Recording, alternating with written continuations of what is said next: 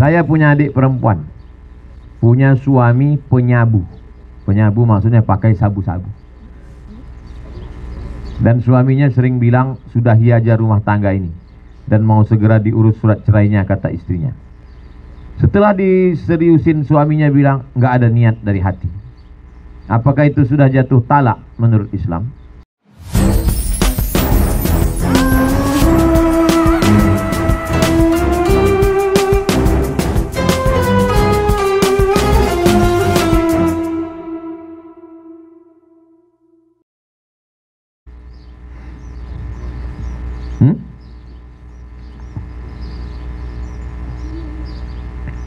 Saya punya kakak laki-laki sudah meninggal. Beliau punya anak perempuan, anak adopsi, anak angkat.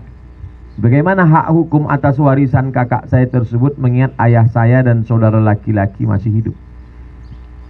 Saat ini semua warisan dikuasai anak angkat. Kami sudah berusaha menjelaskan ke anak angkat itu bahwa itu keliru. Tapi dia keras, katanya semua harta kakak saya itu sudah dihibahkan kepadanya. Tapi hanya lisan saja.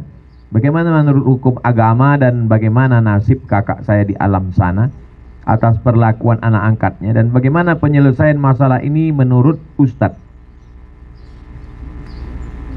Mengangkat anak dalam Islam bagus, baik. Dalilnya mana? Nabi punya anak angkat namanya Zaid bin Harithah. Dulu dipanggil orang namanya Zaid bin Muhammad.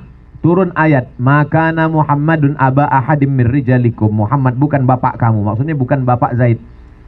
Maka tidak boleh menyebut anak angkat dengan ayah angkat, tak boleh. Jadi kalau saya pingin anak perempuan, saya ambil anak angkat, nama anak itu Khadijah, nama anak Bu Nur Khadijah pula.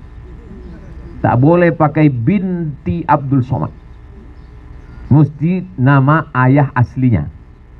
Yang kedua, kalau saya ingin anak angkat perempuan, maka saya ambil keponakan ustazah. Kalau ingin anak angkat laki-laki, saya ambil keponakan ustazah Fatimah. Supaya apa? Supaya mahram dengan dia. Nanti kalau lajang anak itu mahram dengan ustazah. Kalau saya ingin anak angkat perempuan, saya ambil anak adik saya. Supaya apa? Supaya kalau dia gadis, mahram dengan saya. Ini masalah mahram, karena anak angkat di rumah, masak dia, tak bertudung dia, pakai daster, lengannya nampak, tengkuknya nampak, betisnya nampak. Padahal dia anak angkat. Kena kita tiap hari, kita berdosa. Yang ketiga, masalah perwalian nikah.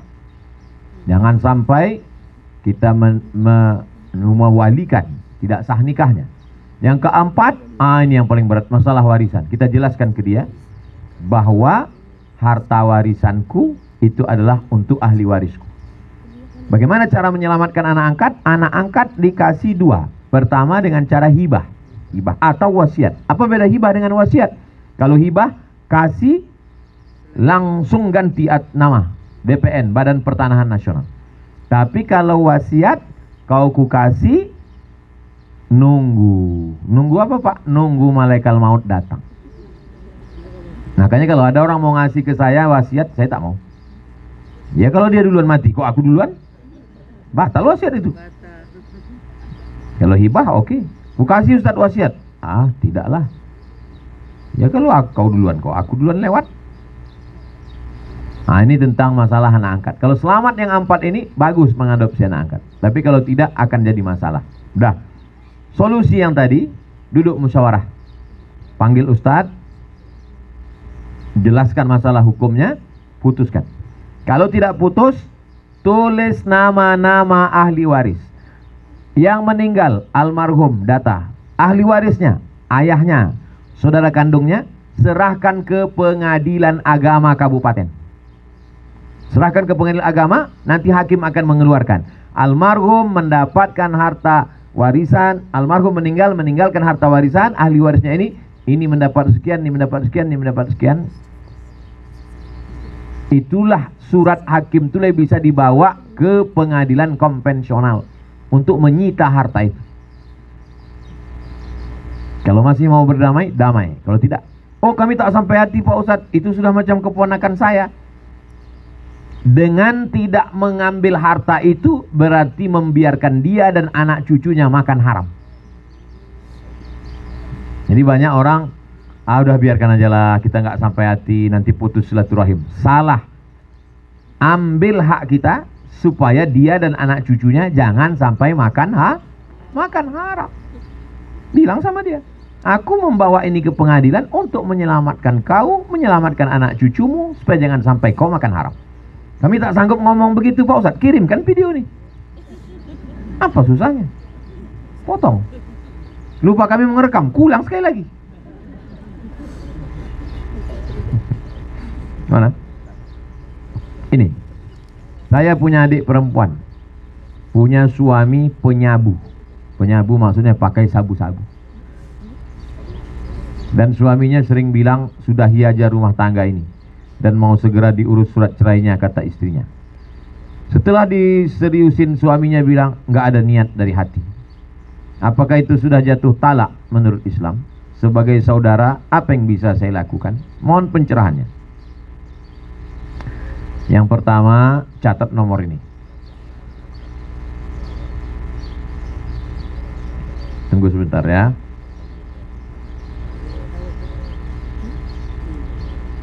Catat nomor ini 0813 11442193 0813 11442193, nomor BNN, Badan Narkotika Nasional. Bilang salam dari Ustadz Somad. Dah. Ini suami penyabu tadi, suruh dia bertobat. Yang menyuruh dia bertobat wali, 6 wali.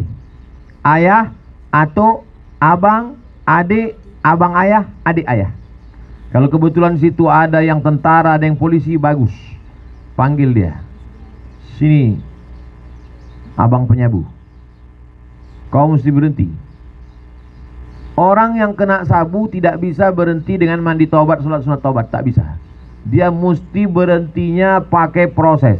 Prosesnya itu ada sekolahnya. Yang punya sekolah itu BNN, Badan Narkotika Nasional. Jangan malu. Di Bandung, Bogor, Jawa Barat, kirim dia ke sana. Kalau tetangga nanya, kemana dia? Bilang S2. Nanti setelah sembuh, dia pulang, dia sehat, dia segar, jadi suami yang baik. Adapun tentang ungkapan cakap dia mengatakan dia tidak ada niat tolak antara dia dengan Allah.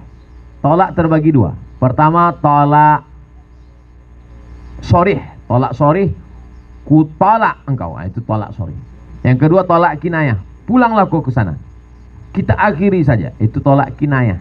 Tolak kiasan. Kalau ada niat, jatuh. Kalau tak ada niat, tak jatuh. Hebatnya dia, walaupun dia penyabu, tahu dia hukum tolak. Luar biasa juga. Kemarin abang bilang kita sudahi aja. Iya. Jadi apa? Tolaklah ya. Enggak, aku tak ada niat, kata dia. Aku memang penyabu, tapi aku pikir ini tahu juga aku, kata dia. Memang penyabu sekarang ini luar biasa. Berilmu semua. Nah, ini. Nah, jadi tentang masalah dia sudah menjatuhkan, itu tolaknya tolak kinayah. Masalah dia bohong, itu antara dia dengan Allah SWT. Tapi dia bohong Pak Ustaz. Iyalah, Allah aja dia bohongi pakai sabu, apalagi cuma bohong itu. Allah aja dia bohongi, apalagi kamu.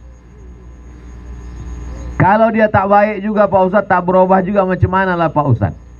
Ingat perempuan-perempuan, kalian punya satu hak pamungkas, namanya huluk. Kalian bisa gugat ke pengadilan. Karena dulu laki-laki semua di Indonesia ini, menurut kompilasi hukum Islam Indonesia, selesai akad suruh baca sirat ta'liq.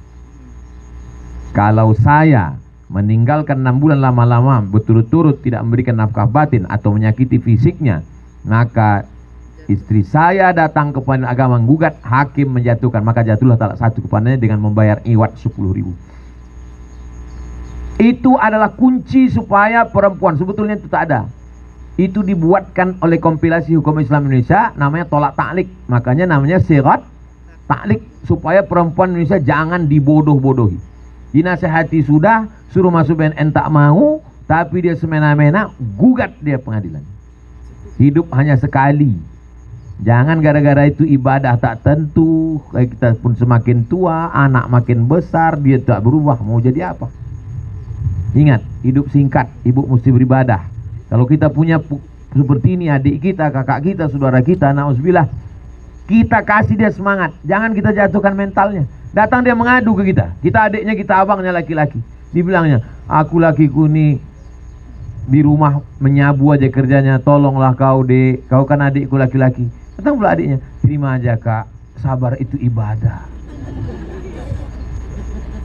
Kalian laki-laki, bangkitkan semangat kakak kalian. Step 1, ajar lakinya. Step yang kedua, serahkan dia ke BNN. Tidak juga ketiga, gugat dia ke pengadilan. Tapi katanya Pak Ustadz, kalau perempuan yang menggugat bergoncang tiang aras, itu kalau suaminya baik, soleh.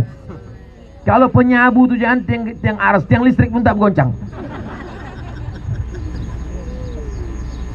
Anak-anak mesti diselamatkan, hidupkan dan mesti dibanding. Ibadah tak bisa, itu sistemik. Memikirkan dia lagi, dia tak ngasih nafkah, apa? Musibah itu. Nah, itulah yang dapat kita kaji pada kesempatan ini. Selanjutnya, doa.